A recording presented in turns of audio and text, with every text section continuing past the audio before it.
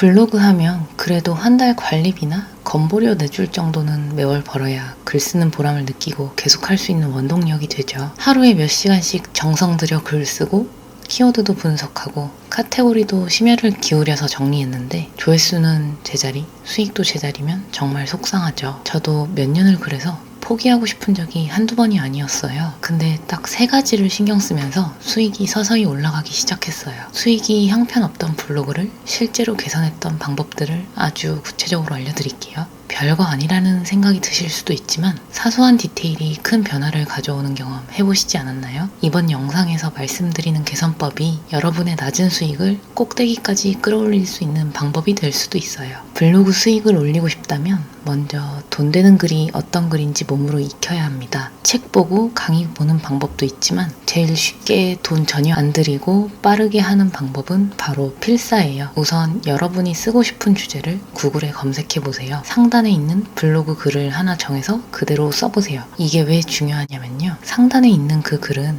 이미 포털이 좋은 글이라고 인정한 글이에요. 상단에 있다는 건 수많은 경쟁 블로그 중에서도 구글, 네이버가 가장 먼저 보여주고 싶은 글이라는 뜻이거든요. 그리고 필사는 원래 손으로 받아 적는 것인데 저는 필기 안 한 지가 오래돼서 더 익숙한 타이핑을 합니다. 대신 복붙 하는 건 의미 없고 꼭 직접 타이핑하세요. 또 구글이나 네이버 상단에 어떤 주제를 검색했을 때 첫 상단에 바로 나오는 워드프레스나 블로그 스파크를 필사하세요. 네이버 블로그 글은 워낙 순위가 엎치락 뒤치락해서 큰 의미가 없을 때가 많거든요. 필사는 단순히 좋은 글을 보고 베껴 쓰는 것 같지만 사실은 그 이상의 힘을 가지고 있어요. 필사가 글쓰기 실력을 늘려주는 3가지 이유를 말씀드릴게요. 첫 번째로 돈 되는 글의 문장의 리듬과 호흡을 자연스럽게 익힐 수 있다는 점입니다. 글은 단순히 단어의 나열이 아니라 리듬과 흐름이 있습니다. 필사를 하다 보면 문장이 길어질 때 어디서 끊고 짧은 문장은 어떻게 강렬하게 쓰이는지 몸으로 체득하게 됩니다. 또 독자의 행동을 어디서 유도하는지 잘 되는 글에는 다 자연스럽게 포함이 되어 있어요. 두 번째는 어휘력과 표현력의 확장입니다. 직접 글을 따라 쓰다 보면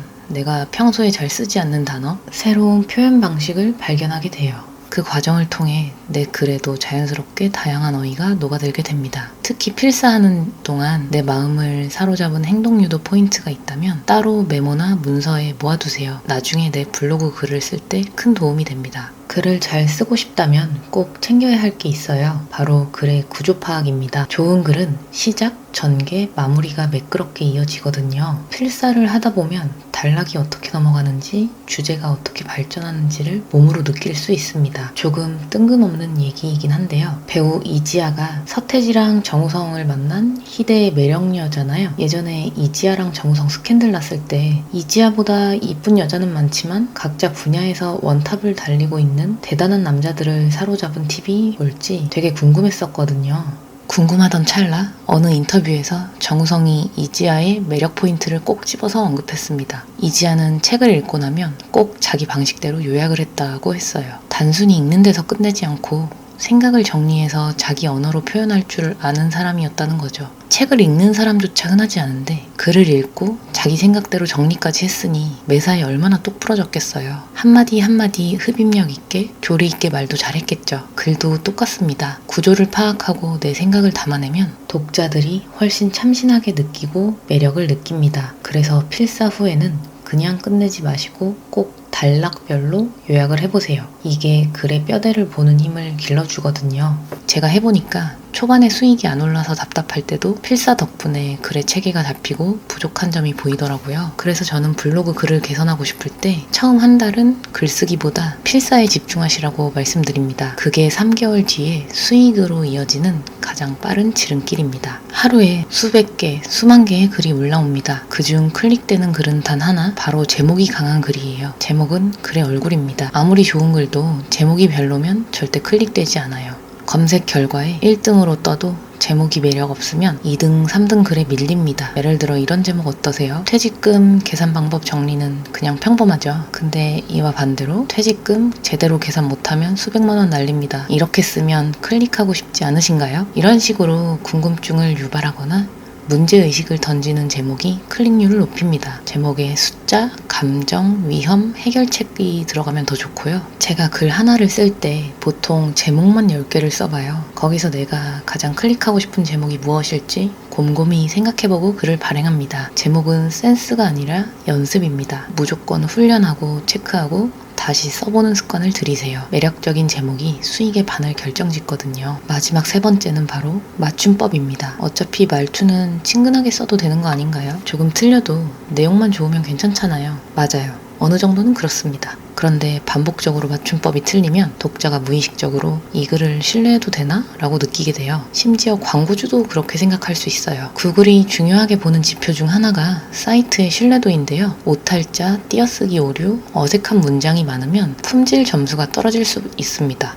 글을 다 쓰신 후에 반드시 맞춤법 검사기로 돌려보세요. 네이버 맞춤법 검사기, 한국어 맞춤법 검사기 등 무료로 쓸 수 있는 툴이 많습니다. 만약 진료를 받으러 갔는데 의사가 처방전에 이렇게 썼다고 상상해보세요. 맞춤법 하나 잘못 쓴 거지만 환자인 저는 순간 마음이 확 흔들릴 것 같습니다. 이분에게 내 몸을 맡겨도 괜찮을까라는 생각이 들면서 불안해지는 거죠. 혹시 이과니까 맞춤법은 좀 틀릴 수도 있지 하고 넘어가실 분 계실까요? 그러기엔 의대는 전과목 거의 올백을 맞아야 들어갈 수 있는 최상위권 학문입니다.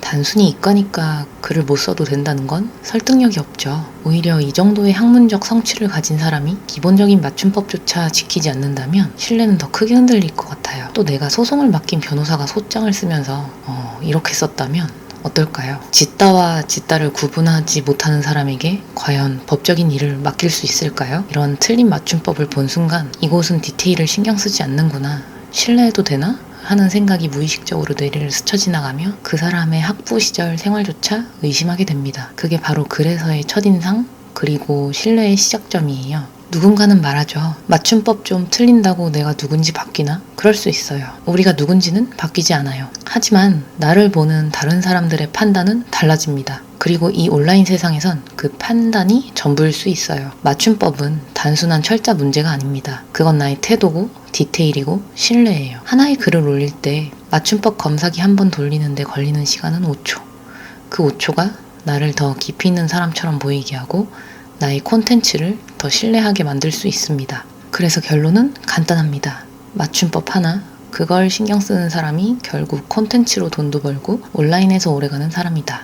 지금 수익이 없다고 해서 이 길이 틀렸다고 단정 짓지 마세요. 단 3가지 좋은 글을 필사하고 제목을 다시 짜보고 맞춤법을 체크하는 습관, 이것만 꾸준히 반복하시면 수익은 반드시 따라옵니다. 특히 이렇게 티스토리가 또 한 번 판을 뒤집으려 할 때 포기하는 분들이 많거든요. 사실 애드센스 붙일 수 있는 게 티스토리만 있는 것도 아니고 워드프레스랑 블로그 스팟이 있는 데다가 붙일 수 있는 광고 형식 하나 줄어드는 것 뿐이거든요. 그럼 그냥 다른 광고 클릭률이 더 올라가기도 해요. 티스토리가 아무래도 애드센스 블로그로는 제일 접근이 쉽다 보니까 티스토리가 이럴 때마다 블로그 수익화가 다 망하는 건 줄 알고 발 빼는 분이 진짜 많아요. 근데 저는 이런 식일수록 기존에 하던 분이 블로그에 글을 더 많이 발행하면 그런 블로그가 상단에 올라가고 자리 굳히기를 할 기회가 된다고 생각합니다. 이런 말 들어도 안 하시는 분들은 안 하시겠지만 근데 진짜 다들 한다고 달려들 때보다 이렇게 분위기 안 좋고 다들 비관적일 때가 기회거든요. 다른 분야에서도 보면 위기도 기회로 활용하는 사람이 보통 성장하잖아요. 또 제가 무료로 배포하는 수익형 글쓰기 무료 강의 모음집 전자책도 받아보세요. 월 100달러 넘기기가 힘들어서 포기하고 싶을 때 이 책에 소개한 무료 강의들 보고 돌파구를 찾았거든요. 영상 더보기란 누르시면 신청하실 수 있습니다. 영상 끄시면 다른 거 하지 마시고 꼭 글 하나 쓰고 발행해보세요. 오늘도 긴 영상 시청해주셔서 감사합니다.